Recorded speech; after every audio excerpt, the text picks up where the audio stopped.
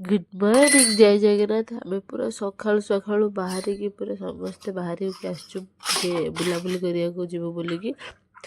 तो 8टा 8:30 भितर आम समस्ते रेडी होगी बाहरी आसलु।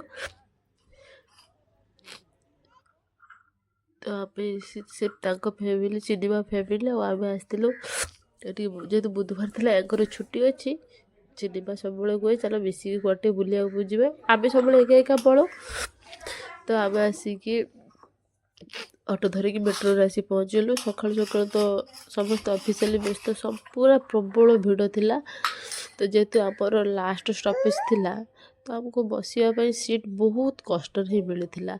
तो आम लास्ट स्टॉपेज बोली देख माने एते भिड़ थिला पूरा फांका।